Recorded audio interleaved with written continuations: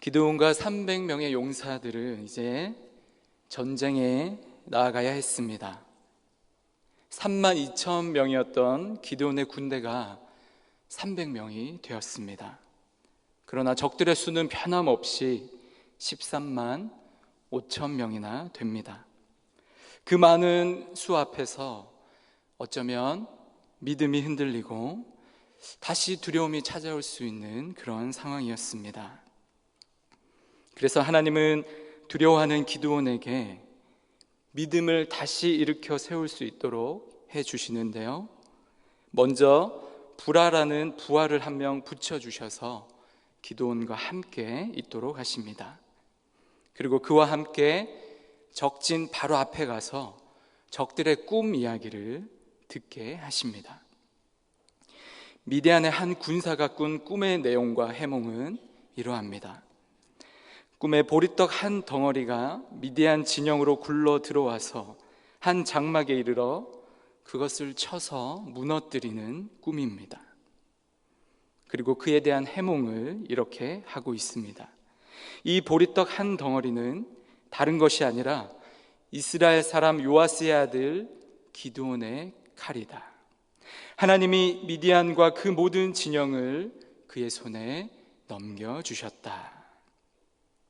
이것은 이스라엘이 꾼 꿈이 아니라 적군이 꾼 꿈의 내용입니다. 아마도 이 꿈의 내용은 적들 진영에 삽시간에 퍼져나갔을 것이고 적들의 사기를 떨어뜨리는 데에 일조하였을지도 모르겠습니다.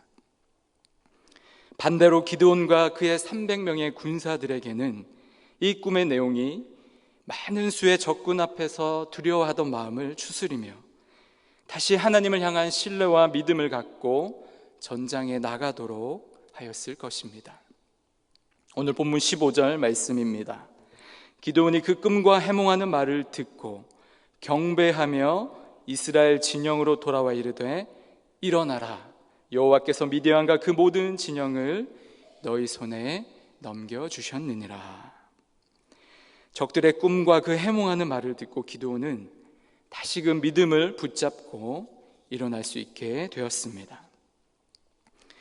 하나님은 우리가 두려워하는 순간마다 우리의 믿음을 복돋아 주시기를 원하십니다. 그러하기에 내 주위의 상황으로 인해서 나의 믿음이 연약해져 갈 때 우리는 또한 이렇게 기도할 수 있습니다. 주님, 저의 믿음 없음을 용서하여 주옵소서. 주님, 저에게 믿음을 더하여 주옵소서. 귀신이 들려서 몇 번이나 죽을 고비를 넘긴 아들을 둔 아버지가 있었습니다. 그 아버지는 예수님의 제자들을 찾아가서 귀신을 좀 내쫓아 달라고 하였으나 제자들이 능히 하지 못하였습니다. 그리고 이제 예수님 앞에 나와 있습니다. 주여, 무엇을 하실 수 있거든 우리를 불쌍히 여기사 도와주옵소서. 그러자 주님이 말씀하십니다. 할 수 있거든이 무슨 말이냐? 믿는 자에게는 능히 하지 못할 일이 없느니라. 여기까지는 우리가 너무나 잘 아는 유명한 구절입니다. 저는 바로 이 다음에 이어지는 아버지의 간구가 지금 우리들에게 절실히 필요한 기도의 제목이 아닐까 생각이 듭니다. 아버지가 뭐라고 말씀합니까? 내가 믿나이다. 그리고 이어서 나의 믿음 없는 것을 도와주소서. 아버지는 내가 믿습니다 라고 대답합니다. 그러나 이윽고 자기 안에 믿음이 없음을 보게 되자 예수님께 나의 믿음 없는 것을 도와주소서라며 간구합니다.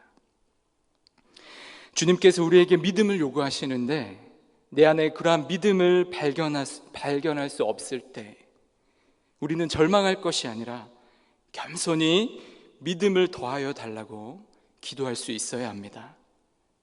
내 안에 하나님을 향한 사랑과 내가 섬겨야 할 그 누군가를 위한 사랑의 마음이 없다고 느껴질 때 한숨 쉬며 주저앉을 것이 아니라 내 안에 사랑을 달라고 주님 앞에 기도할 수 있어야 합니다.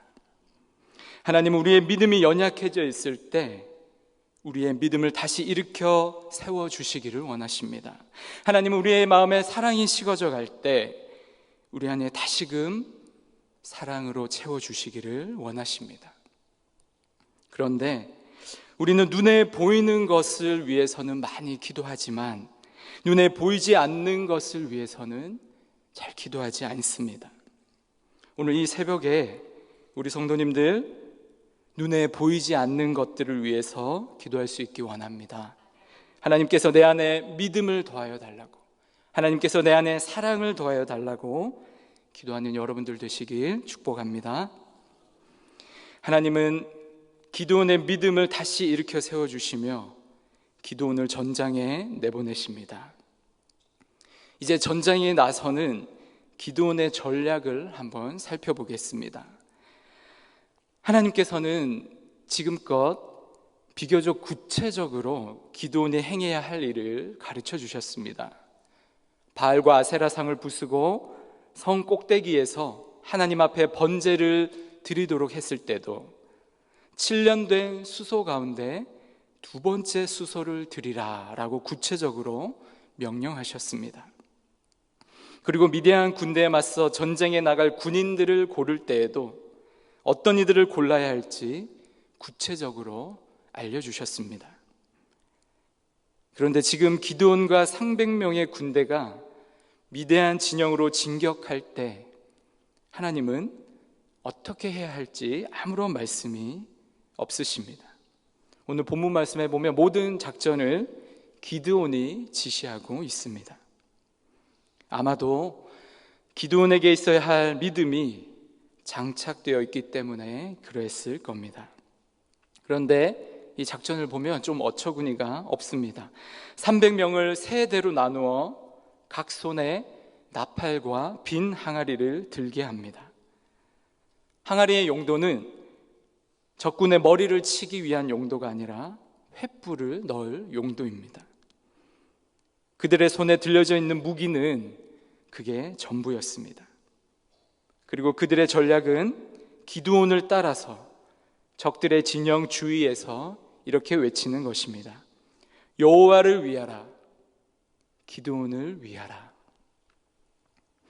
목숨을 건 전투에 비장하게 임하는 그들의 무기와 전략은 어떻게 보면 참 우스꽝스러워 보이기도 합니다.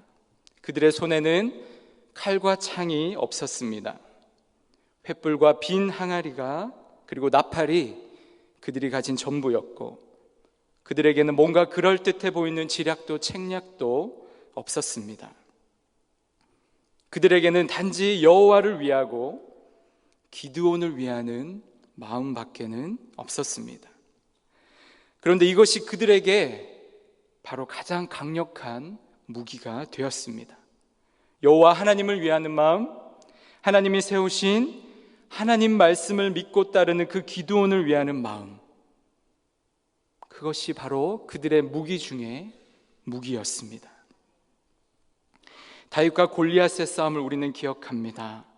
골리앗의 손에 들려있던 것은 칼과 창과 단창이었습니다. 그러나 다윗의 손에는 매끄러운 돌 5개와 물매가 전부였습니다. 비교도 되지 않는 전력의 차이입니다. 그러나 다윗은 골리앗을 향해 이렇게 소리치죠. 너는 칼과 창과 단창으로 내게 나아오거니와 나는 만군의 여호와의 이름 곧 네가 모욕하는 이스라엘 군대의 하나님의 이름으로 내게 나아가노라. 오늘 여호와께서 너를 내 손에 넘기실 것이니.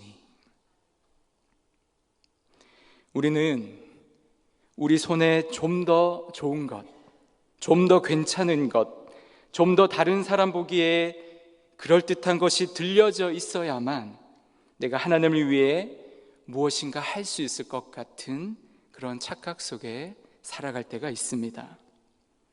내 손에 있는 것이 무엇이든지 간에 그것으로 여호와를 위하여 나아갈 때, 만군의 하나님 여호와의 이름으로 나아갈 때 우리는 승리하게 될 줄 믿습니다.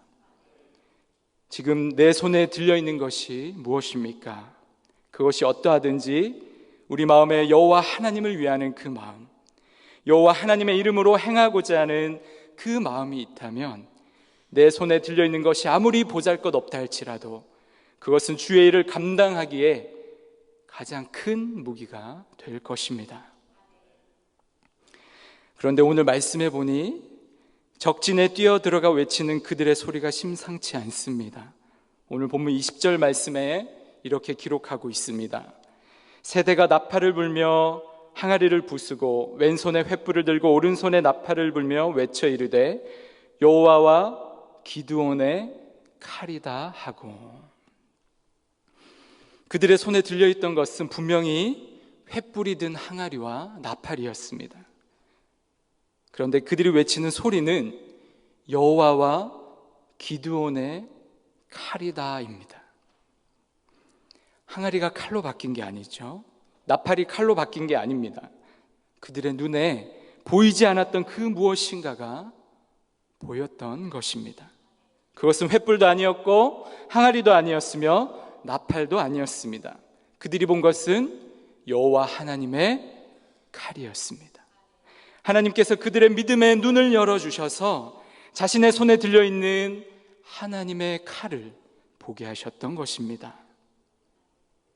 사랑하는 성도 여러분, 믿음은 보이지 않는 것을 보는 것입니다. 열왕기하 6장에 아람 왕의 군대가 엘리사가 있는 성읍을 에워싸고 있는 그런 장면이 나옵니다. 아람 왕은 그의 군사와 말과 모든 병거를 동원하여서 엘리사가 있는 성읍을 다 에워쌌습니다. 엘리사와 함께 있던 그의 사환은 몹시 두려워하며 이제 우리는 어찌합니까? 라고 탄식합니다. 그때 엘리사가 그 사환에게 말합니다. 열왕기하 6장 17절 말씀입니다. 우리와 함께한 자가 그들과 함께한 자보다 많으니라 하고 기도하여 이르되 여호와여 원하건대 그의 눈을 열어서 보게 하옵소서 하니 여호와께서 그 청년의 눈을 여심해 그가 보니 불말과 불병거가 산에 가득하여 엘리사를 둘렀더라. 그 사환은 눈이 있으나 보지 못했습니다. 그러나 믿음의 눈을 열어 보았을 때 엘리사와 그 산 전체를 둘러싼 하나님의 불말과 불병거를 볼 수 있었습니다. 믿음은 보지 못하는 것을 보는 것입니다. 사랑하는 성도 여러분, 혹시 사방으로 우겨쌈을 당한 것만 같은 그런 아픔과 괴로움이 여러분을 둘러싸고 있습니까? 아무리 보아도 나를 둘러싼 환경이 뭔가 변화의 가능성이 없어 보이고 앞이 캄캄해 보이며 이제 끝인 것만 같아 보이시나요? 믿음의 눈으로 보시기를 바랍니다. 하나님께서 우리의 믿음의 눈을 열어주셔서 우리의 모든 상황을 불말과 불병거로 둘러싸시며 지키고 보호하고 계심을 볼 수 있기를 주님의 이름으로 축복합니다. 눈에 보이는 것만을 바라보는 것은 믿음이 아닙니다. 믿음은 보이지 않는 것을 보는 것입니다. 믿음의 눈으로 여러분 자신을 바라보십시오. 믿음의 눈으로 여러분을 둘러싼 환경을 바라보십시오. 그러면 이전에 보지 못했던 것을 보게 될 것입니다. 이전에 보지 못했던 것을 발견하게 될 것입니다. 기드온과 300명의 용사들은 눈에 보이지 않던 것을 보게 되었습니다. 그리고 그들은 외칩니다. 여호와와 기드온의 칼이다. 하나님은 정말 그 말이 현실이 되게 하셨습니다. 깜짝 놀란 적들은 서로가 서로에게 칼을 들고 내리치게 되었고 정신을 차리지 못하고 혼비백산하여 도망을 치게 되었습니다. 결국 기드온과 300명의 용사가 승리할 수 있게 된 것은 여호와 하나님을 믿는 그들의 믿음이었습니다. 믿음이 이깁니다. 믿음이 승리합니다. 하나님은 우리의 믿음을 통해서 하나님의 일을 행하십니다. 제가 두바이로 사역을 떠나기 한 열흘 전에 청천벽력과 같은 소식을 듣게 되었습니다. 이제 태어난 지 한 2달 정도밖에 되지 않은 저희 둘째 딸이 기영이라는 소식이었습니다. 왼쪽 팔이 굽어져 있고 펴지지가 않았습니다. 왼쪽 팔이 오른쪽에 비해서 가늘고 짧고 힘이 없었습니다. 병원에서는 지금 당장은 아이를 위해 해줄 수 있는 것이 없고 설사 조금 커서 수술을 한다 하더라도 관절 기형이라 팔이 펴질 수 있을지 미지수라고 하였습니다.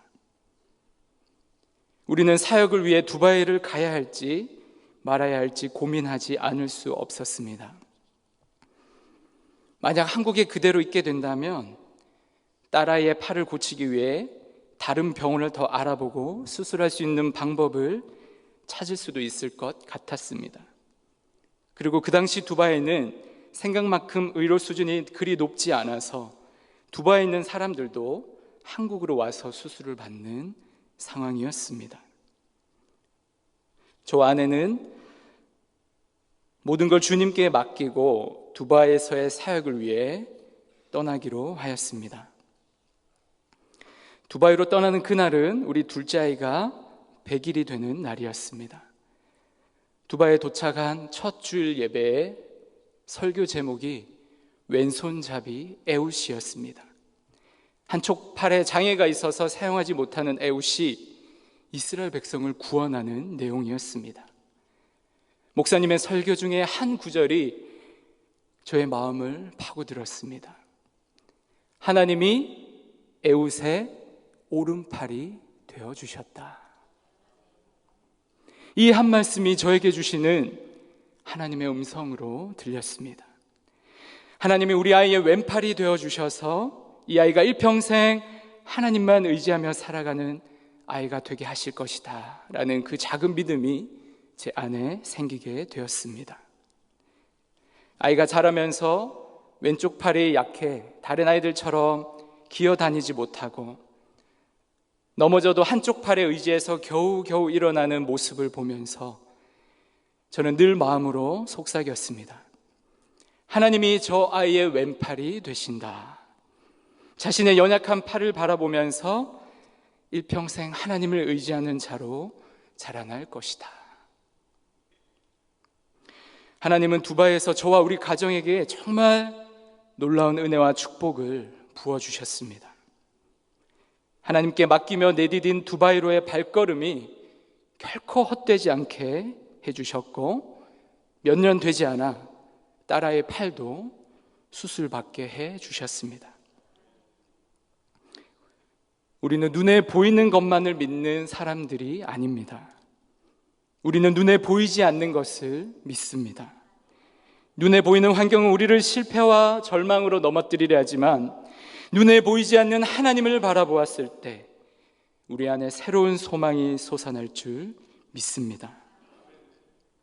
기드온의 300용사들이 자신의 손에 든 항아리 나팔 가운데 여호와 하나님의 칼을 발견하였던 것처럼 여러분을 둘러싼 수많은 환경 가운데 여러분 홀로 있는 것이 아니라 여러분을 둘러싸고 있는 하나님의 불말과 하나님의 불병거를 발견하게 되기를 주님의 이름으로 축복합니다.